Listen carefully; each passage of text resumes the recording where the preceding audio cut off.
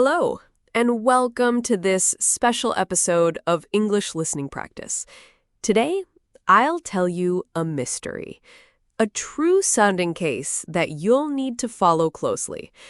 You'll listen to a story piece by piece and try to solve the crime before the truth is revealed. It's perfect for intermediate English learners who want to improve their listening skills while enjoying a suspenseful story. So get comfortable, put on your headphones, and let's begin. You're about to hear The Night Hiker. My name is Eva. I've worked on more than 100 cases, some simple, others strange. But this one started like a ghost story. It was supposed to be a simple weekend hike. 4 friends, all in their late 20s, drove up to the mountains for fresh air, quiet, and escape from city life. They set up camp near a forest lake they found online. It was far from town, peaceful, and completely off-grid. No cell signal, no internet, just trees, wind, and stars. Everything went perfectly the first day. They built a fire, took photos, laughed, and watched the sunset together. But on the second night, something changed. At around 2:30 a.m., one of them, Tom, left the tent. No one heard him unzip it. No one heard footsteps. He just disappeared. His friend Liam was the first to notice.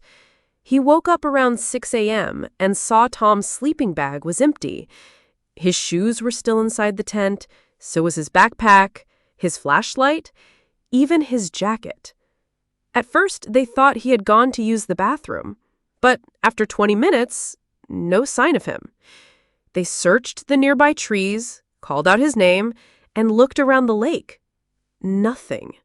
No footprints, no sound, just silence. One of them hiked 2 hours to get phone signal and called the police. That's when I was brought in. I arrived at the campsite just before noon. The 3 friends, Liam, Sarah, and Jake, were waiting for us near the fire pit. They looked exhausted, not just tired, drained. Sarah's hands were shaking. Liam had circles under his eyes. Jake barely said a word. After introducing myself, I asked them to tell me everything from the beginning. "We went to sleep around midnight," said Liam. "It was quiet. Tom was in his sleeping bag right next to me." Jake added, "We didn't hear anything. No footsteps, no animals. I woke up and he was just gone." Sarah shook her head. "None of this makes sense. His stuff is still here. Why would he leave without his shoes?"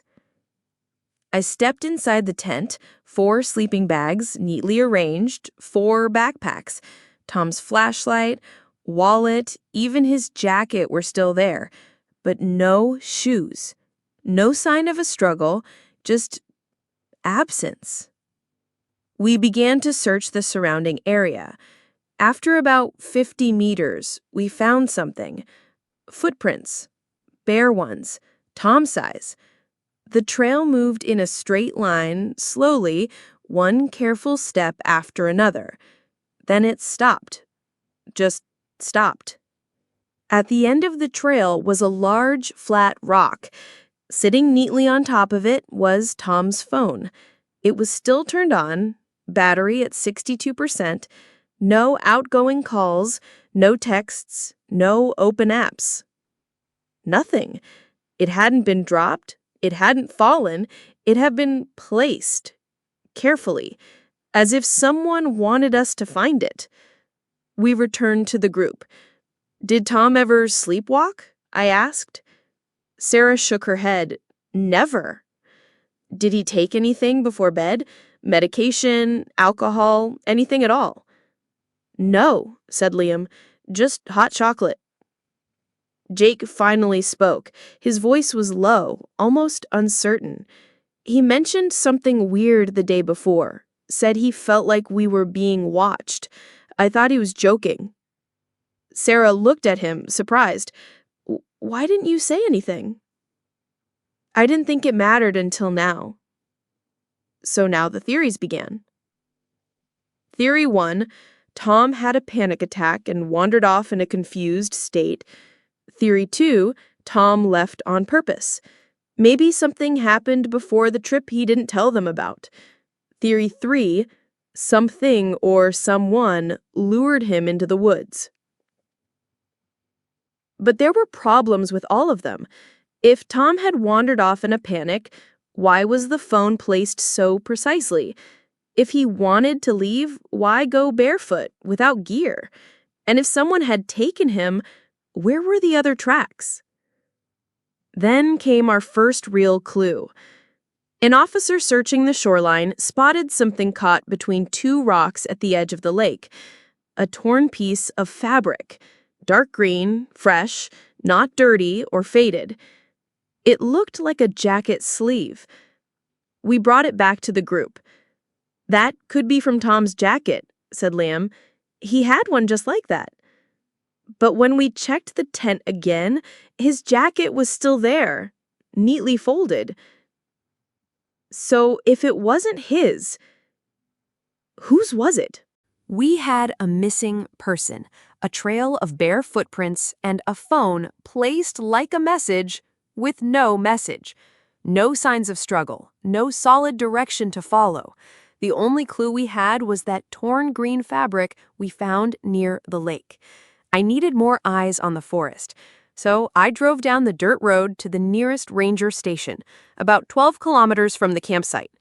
There I met Ranger Calder, a tall man in his 50s with sunburned skin and years of experience in those woods. When I showed him the fabric, he looked at it for a few seconds, then said something that caught my attention.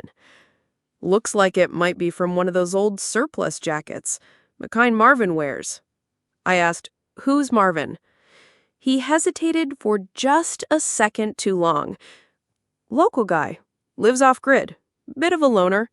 Built a cabin out near the North Ridge. Quiet. Keeps to himself." Of course he did. I asked if anyone had seen Marvin recently. Calder nodded.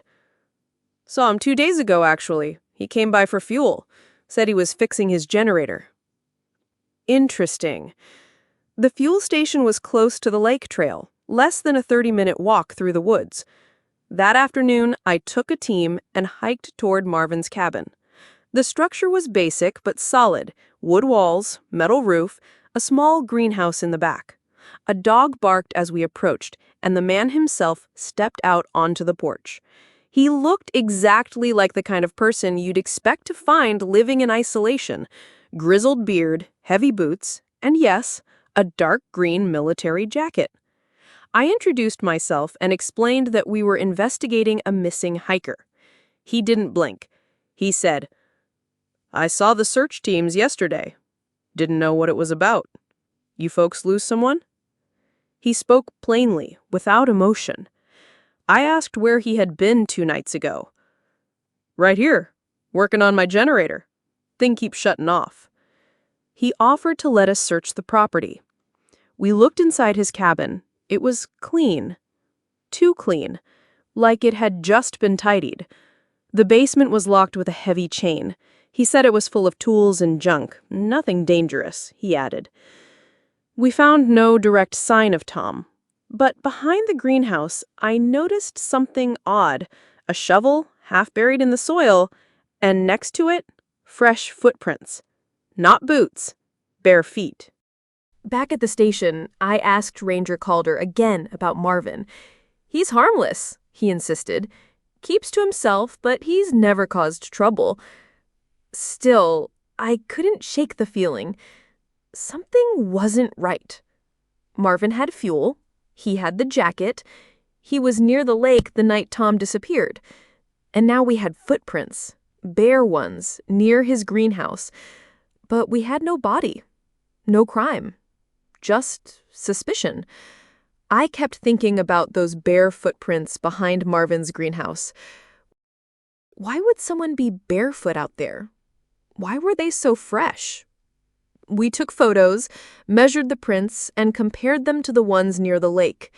Same size, same walking pattern, same slow, deliberate steps.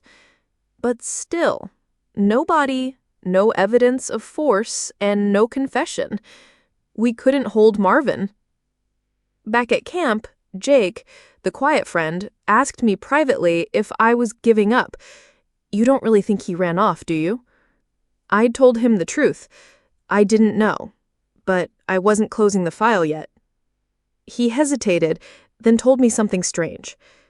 The night before Tom disappeared, he mentioned someone watching us. I thought he was joking. That was new. I asked, "Did you see anything unusual? Hear anything?" Jake shrugged. At one point, I thought I saw a flashlight on the ridge behind us, but it could have just been a reflection from the lake. Now we had a possible sighting, a like, a watcher. But things started getting messy fast. The next morning, Ranger Calder came to my temporary office and closed the door behind him. "Listen, Detective, you've been asking a lot of questions, stirring up a lot of fear. Marvin's not the kind of man you want to bother without cause." I asked if that was a warning. "No," he said, "it's friendly advice." Then he handed me a manila folder. "Here, you should see this." Inside were documents, satellite imagery, patrol logs, even some incident reports, most of them heavily redacted. One in particular stood out. A report from 3 years ago about an illegal crop operation discovered and burned by authorities. The location? Near Marvin's land. No names, no arrests, no follow-up. Just a note. Owner uncooperative, no further action taken. Now it made sense.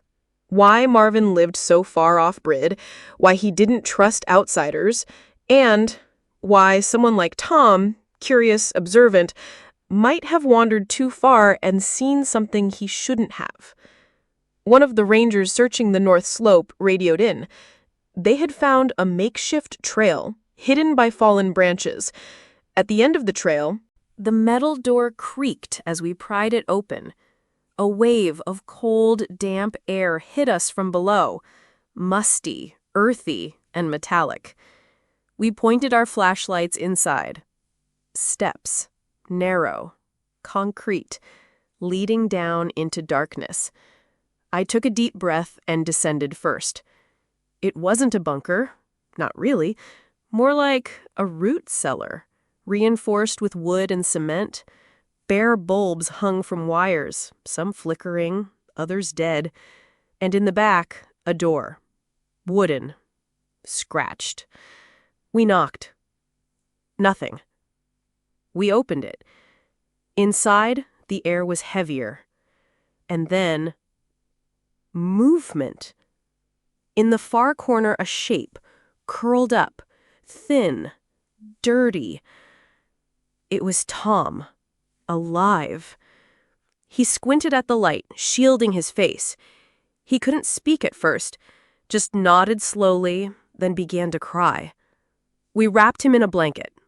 He was dehydrated, disoriented, but breathing. I asked if he could walk. He said barely. Then I asked, "Do you know who did this to you?" He shook his head. Tom explained that he had no idea who lived nearby. The night he disappeared, he wandered off to take pictures of the stars.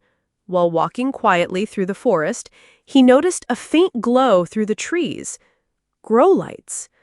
Curious, he followed the light to a small, carefully maintained, illegal grow operation. Tom didn't know whose property it was. He had never met Marvin or anyone else nearby. Suddenly, someone appeared and hit him from behind. He woke up in the underground room, locked, scared, and alone. We arrested Marvin after finding Tom. Marvin didn't say much, but the evidence was clear. It's easy to think that when someone disappears, they've just vanished into thin air. But sometimes the truth is more complicated. Tom didn't run away. He didn't get lost. He was hidden. locked away by someone afraid of being caught. This case reminds me how important it is to pay attention to the little details. A phone placed carefully, a torn piece of fabric, bare footprints in the dirt. Those small clues can tell a bigger story. If you ever go hiking or camping, always stay aware of your surroundings. And remember, sometimes what seems like a simple walk in the woods can become something much more. Thank you for listening.